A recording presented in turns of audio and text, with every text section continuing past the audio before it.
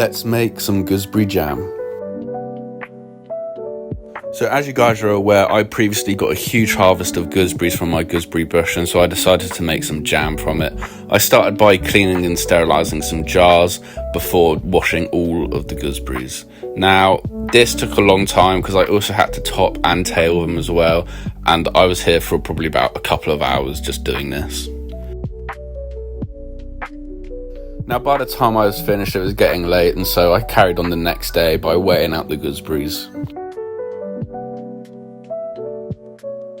Now, in total, we had about 1.4 kilos worth of gooseberries, but the issue is I only had 800 grams of sugar.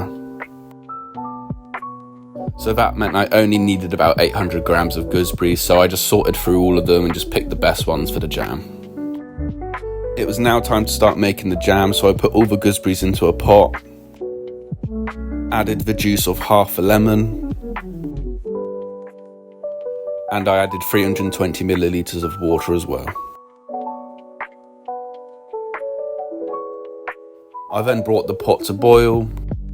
I then let it simmer for about 15 minutes to let all the gooseberries soften up. I then put the pot on a low heat and added the sugar. Now, if the heat's too high, the sugar won't dissolve and it will crystallise instead, and you don't want that.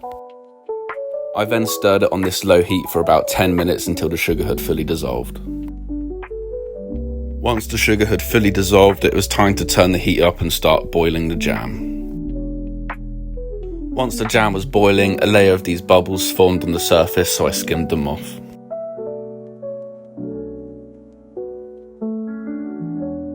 Now, after about 10 minutes of boiling, I wanted to test to see if the jam was ready, and so I performed the wrinkle test.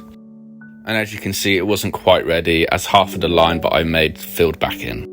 I then boiled it for another 5 minutes before testing it again. And as you can tell, this time it was ready, as the line I made with my finger didn't fill back in. It was then time to pour the jam into the sterilised jars. Now, as I'm filling up these jars, I will give you a quick review on how it tasted from my initial taste test. And honestly, it's some of the best jam I've ever had. It was so nice, sweet, but still had that little bit of gooseberry tartiness to it as well. It was honestly amazing. It was then time to put the lids on the jars, and I just tightened it as much as I could, as I don't have one of those machines.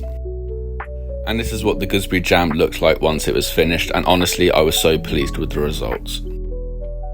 As always, guys, I hope you enjoyed this video. Don't forget to drop a like and follow, and stay tuned for more content.